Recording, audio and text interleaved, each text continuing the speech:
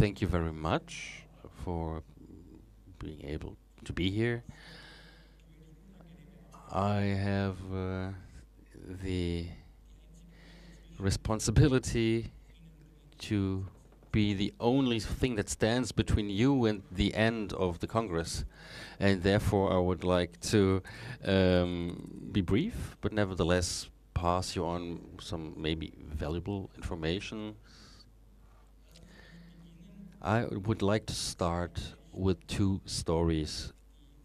The first story begins in Memphis, Tennessee, in a city of the south of the United States. And in this city, in the year 2006, a new software was established called Blue Crush. And what Blue Crush does is it takes a lot of various data and data sources in order to analyze or to develop analysis and assessments in order to predict crimes, when and where they happen, and sometimes even by whom.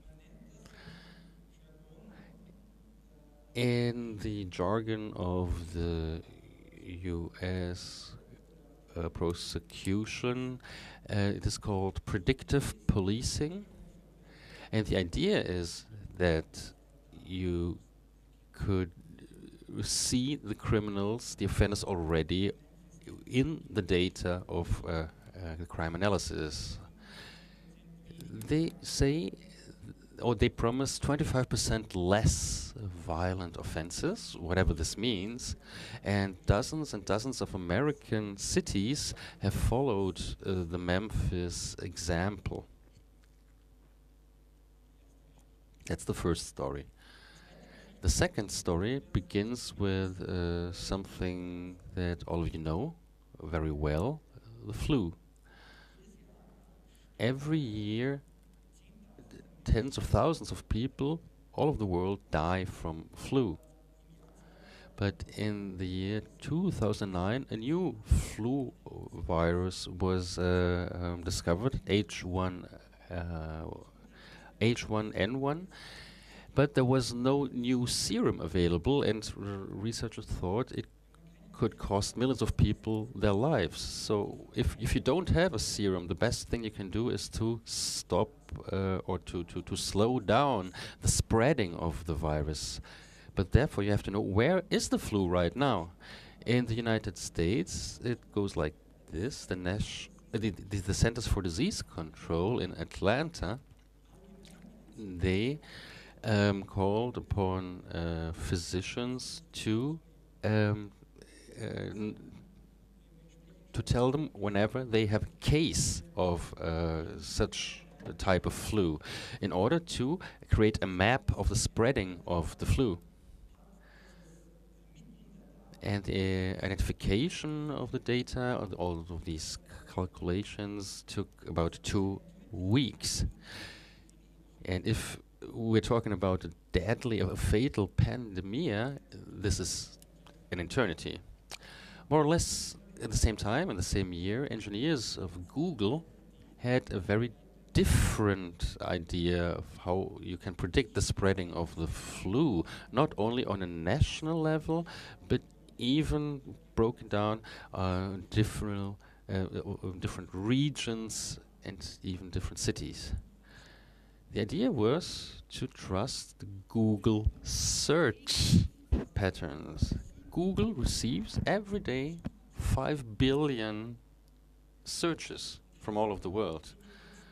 And every single one of it since the start of Google have been memorized and recorded, including when it came and from whom. And Google took the 5 million most popular searches and compared when people search for these terms, and compared this with the official flu numbers worldwide of recent years, in order to see if we can predict where the flu will come to. And they were successful. They had 500 million mathematical models that they calculated to identify the best way in order to combine all of these search parameters. So this is the official data from disease control compared with Google Control. But the Centers for Disease Control took 2 weeks in order to establish all of these data. Google had the predictions in real time. Both of these stories are united by one thing, the flu and predictive policing, that forecasts are made about the present and the future. And in both cases, these predictions are used in a preventive way. But it's also similar how these predictions come into place. They're based on big data. But what is big data? Intuitively, we think about a lot of data, of a large absolute number of data. And of course, this is true. This flood of data began 15 or 20 years ago in the natural sciences, when the Sloan Digital SLI service, it was a telescope, in the year 2000 came into operation. In the first few weeks of its operation, it gathered more astronomical data than were ever collected in the whole history of astronomy. During the last 15 years, this telescope has gathered more than 200,000 terabytes of information. This is a rendering of it that will be operating from 2016 on, will gather this amount of information every 5 days. Or please think about the human DNA. In April 2003, 11 years ago, humanity celebrated a large success. We had one DNA segmented of one people. We have segmented it completely. Then a 10-year research project had been necessary. It cost $1 billion. And lots of research centers all around the world had to cooperate. Today, the segmentation of my DNA costs 2 to 3 days and less than $1,000 for the whole 3 billion base pairs of my genetic information. Internet companies are also buried underneath data. The number of tweets on Twitter, the number of posts on Facebook, the number of videos being watched every second on YouTube. And Google processes 1 petabyte of data every day. 1 petabyte. What was your breakfast? A petabyte. How much is a petabyte? A petabyte of data is the amount of information that is in all books, in all videos, in all journals, in all newspapers of the largest that are stored in the largest library of the world. And this multiplied by 100. This is what Google processes every day. And if you look at the volume of data in our world, it's really amazing. In the year 1987, the volume was less than 3 billion gigabytes, and in 2007, that is within 20 years, this number grew 20-fold. So the last time we have seen such a big flood of data was during the Gutenberg revolution. several hundred years ago. Due to book printing, uh, information grew by 100-fold. No, sorry, it doubled. It doubled at that time. So please look at the different colors of this illustration. This the pink, the bright pink shows us the analog data, and the dark pink shows us the digital data. In the year 2000, 75% of all data in the world were analog, and now it's less than 1%. Within 14 years, we have moved to become a digital world. The enormous quantity of data gives us the possibility to gain new quality out of the quantities available. Please think about photography as a metaphor. When I make a photo, when I take a photo of a horse, it's still a photo of the horse. Even if I make make a photo every 2 seconds, but if I make 16 pics per minute, it becomes a film. And it's the same with big data. This high increase of data, of quantity, gives us a new quality marked by 3 characteristics: more, not sharp, and correlations. Well, first of all, more. More means that not only that we have more absolute data, but also that also in comparison or in relation to the problem that we want to solve. Because earlier on we relied on samples and small data, but now we want to collect more and more data. The collection of data was always connected with costs and time throughout humanity, and therefore we try to look only at small portions, at samples. We tried to be efficient. Our whole science, our whole research was focusing on looking at the smallest amount of data possible and to use it efficiently. But this is changing in the big data era. The institutions, the procedures, the methods, the way and how we make a sense of the data has to be rethought, reconsidered. What does this mean? Big data experts say that we have to let the data speak. So now imagine a photograph again. Please imagine I would make a photo of you now. And then I would have to decide here who is in the focus of the image and who is out of focus on the image, who is fuzzy or blurred. And then and of course then I couldn't afterwards turn that or correct that afterwards.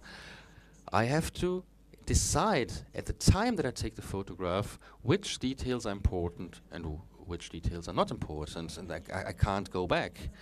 This is a photograph of a toothbrush, and in the background you see my 4-year-old son.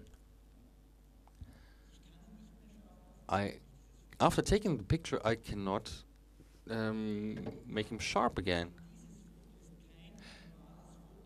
Yes, I can, because this is a photo taken by a big data camera that records all possible images. And I simply click on my son and he's not blurred anymore. Or I click on the toothbrush and it becomes sharp. I can at every time decide which elements are important to me. And formerly I could not do this, and this brings a lot of new insight.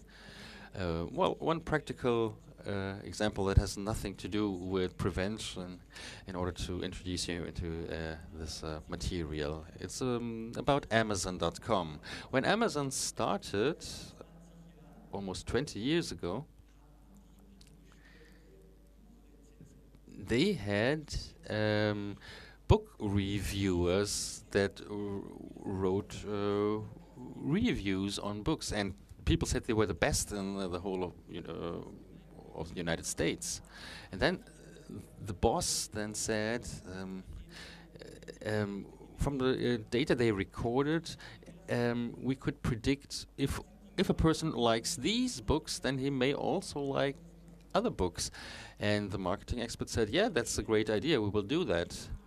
We take the 28 categories of book buyers: the single who likes sports cars, the family with small children, the single mother that likes to travel, the hobby cook, all of these things, and make book recommendations for predefined buyer categories. So that's how it worked in a time of small data, and Amazon did it that as well, and the result was not that successful. The people of Amazon said it themselves, it's like going shopping with the village idiot. The recommendations were not that bad, but nevertheless they weren't helpful. And then Jeff Bezos and his team at Amazon said, maybe the categories are wrong, maybe the predefined categories they have are wrong. Maybe we should look at the data and use it to generate other categories. And this resulted in a new book recommendation system. It's now is so successful that it's responsible for 30% of the sales. What does this mean for prevention? It means that we have to forget about the old concept of group profiling. Why is that interesting and important? Because group profiles have disadvantages. Therefore, there are experts who call for dropping group profile instead of and instead have more efficient control samples. And big data, of course, cannot make impossible things possible, but it all promises almost that it can. Because it has a targeting success, because without being discriminating towards people belonging to certain groups. Now, out of focus. Of course, we have a lot of data, and some are correct and some are not. And we have, of course, these data that are huge, that have to be drawn together in a blurred way. And then, now we're coming to the third aspect, correlations. Researchers has often said that you can't use statistics for correlation. You can only use statistics for probable correlations, and not in order to analyze reasons. And I think this is right.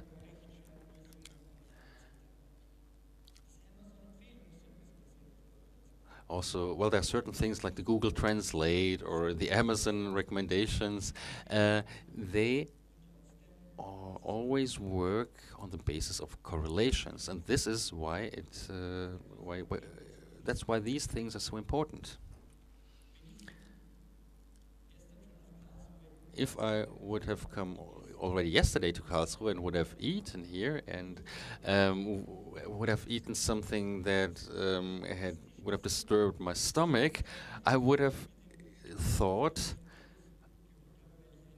of course, that the reason is that I shook uh, the hand of one of you, and I got a virus.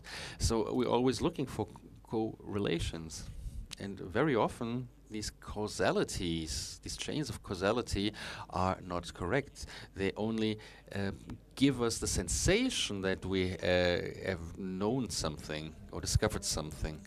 On the other hand, we have the other effect, correlation. They can't tell us the why, but only the what.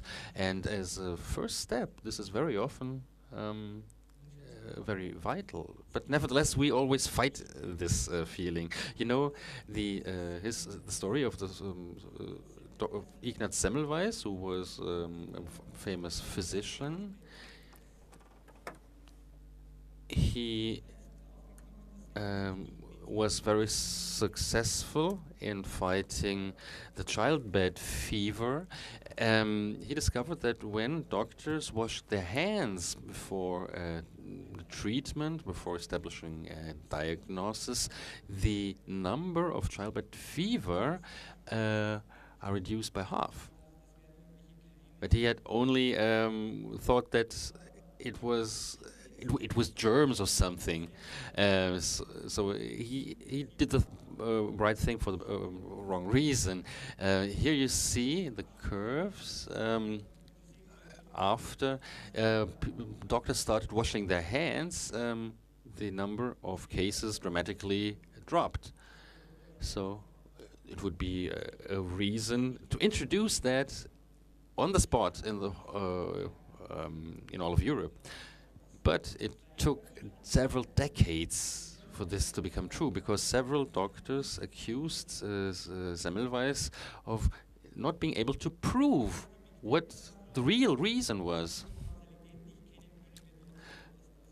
But even if we cannot know the real reason, nevertheless we can use knowledge in order to prevent. Here another example. This is a baby that was born too early, and such babies are very often victims of infections. And Dr. Karen McGregor at the University Hospital of Toronto tried to use big data. Through sensors, she gathered a huge amount of data, vital functions of babies, 1,200 per second. And she did it over days and weeks. And she looked for patterns within these data that suggested an infection. And she was successful. Today, she can predict an infection 24 hours before it breaks out, only on the basis of the vital functions, on this data collected, and it really works. And the pattern of vital functions that predicts an infection on the next day. Which doctor would have thought that this would be possible? Big data achieved that. It achieved to know, to say that something is going to happen, but it cannot say why. What I have written together with Kim Cookie in our book, I received an email of a Canadian researcher who told me he had the same idea about Google earlier than I, and he also sent me a scientific article he had written. What had this Canadian researcher done? He had the right notion that with the help of the Google searches, you could identify the searches. You could identify the spreading of a flu virus. So he wrote down the 5 most popular searches when you have a flu, and compared this to the regional searches and with the actual spreading of the viruses, and that was it. So we had a theory which led him to hypothesis, and which led to his data. Google did the same thing, but Google did not know which out of those 50 million search terms would have the same, which were the 5 or 10 out of these terms that would have the best chances of success. They used their computer to check 5 million hypotheses and chances and terms in order to find the perfect algorithm. Of course, in both cases we have the theory, but what has changed was that we don't not only check one hypothesis, but millions of hypotheses. So it's a new view on reality. But this also leads to a new, very powerful tool that's very specific,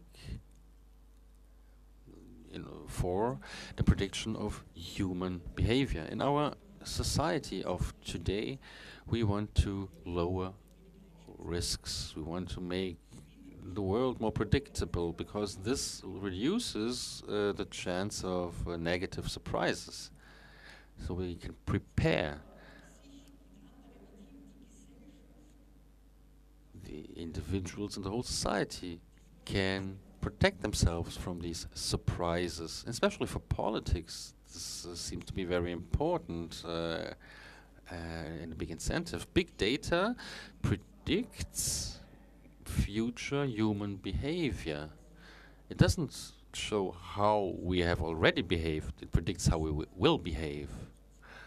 And the state wants to make us responsible for a crime even before we have committed it. If you think about the Hollywood movie Minority Report, well, it's exactly this kind of future full of predictions that I'm talking about.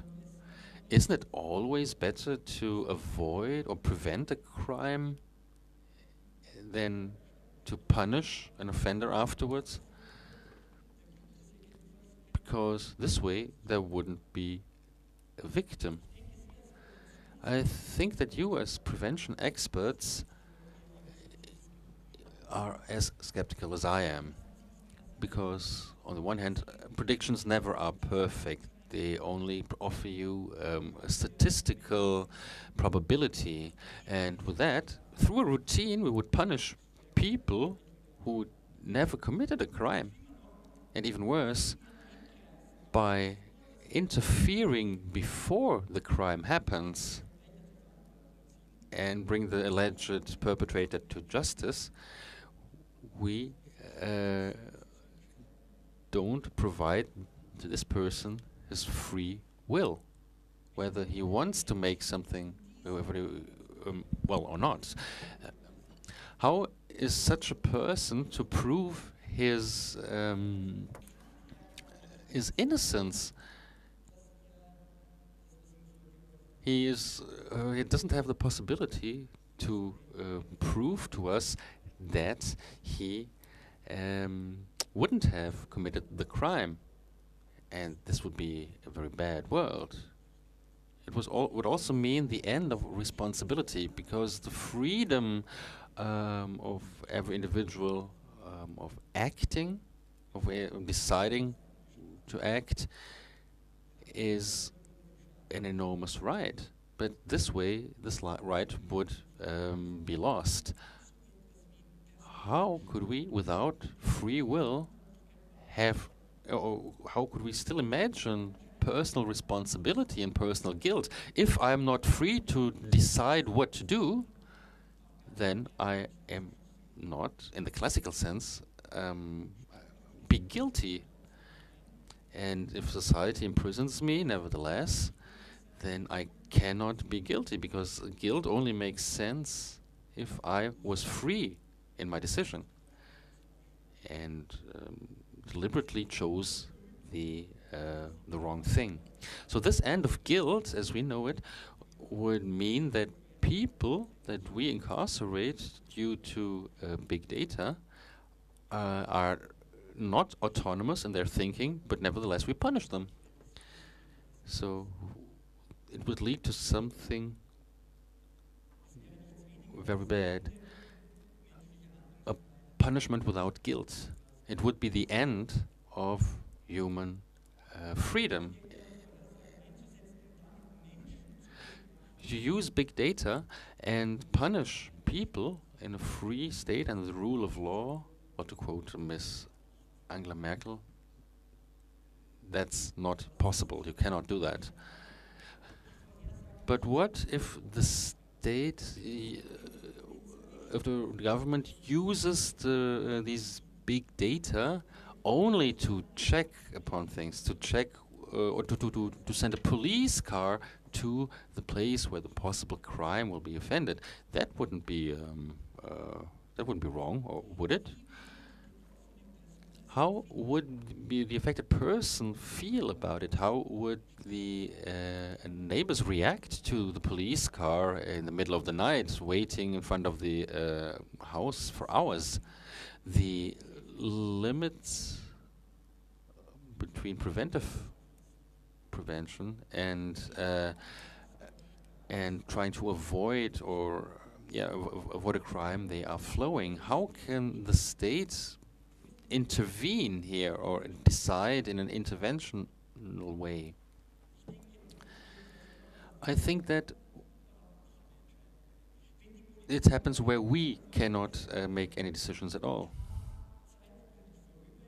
So if the police car stays there in front of the house only after the alleged time of the crime and then goes away again, I don't know, or if a police officer comes to my house, or a social worker, it also is a limitation to my freedom, isn't it? And it gets even more difficult when we question ourselves in terms of the reactions that come, especially from commercial providers. Does the state tell you you cannot get a license, a driving license, because according to big data, you will use a car to commit a crime? In the United States, bad graduates of the high school have to pay a higher tax on their car. And what if a person gets an insurance for a car, but the premium is twice as high as with as the insurance of other people, even if the person has never never had an accident?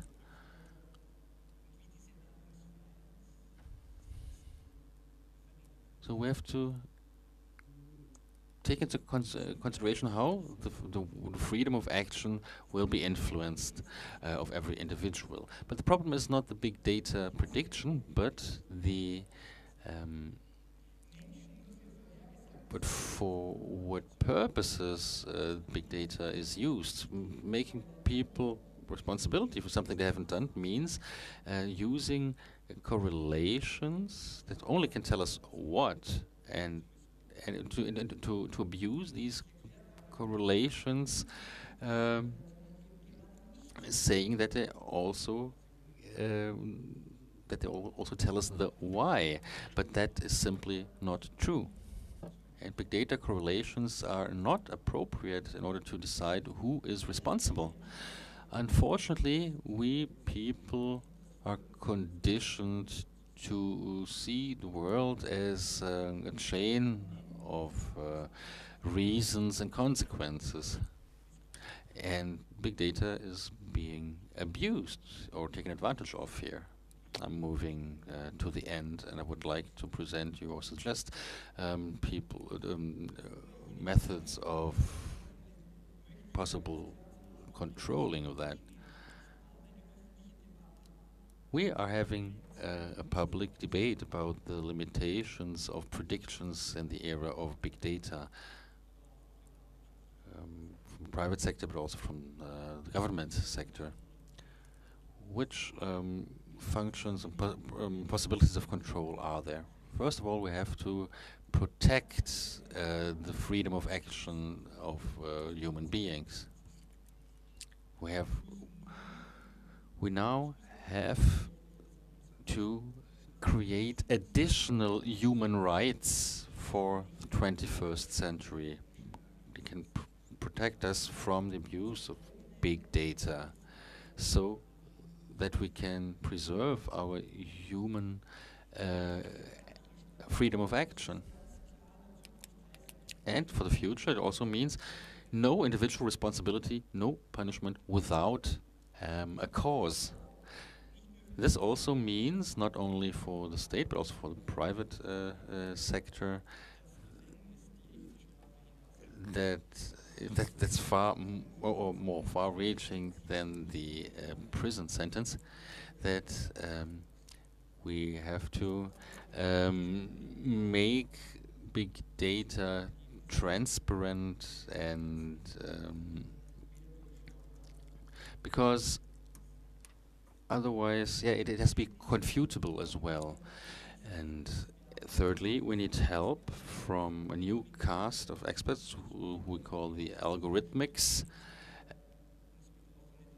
that are trained in this sector, and but also in the moral and ethical sector. Let's call them algorithmics or algorithmeticians. They are experts, they are professional, and tied to moral values, similar to what we see in the medical sector. And we need something else. Our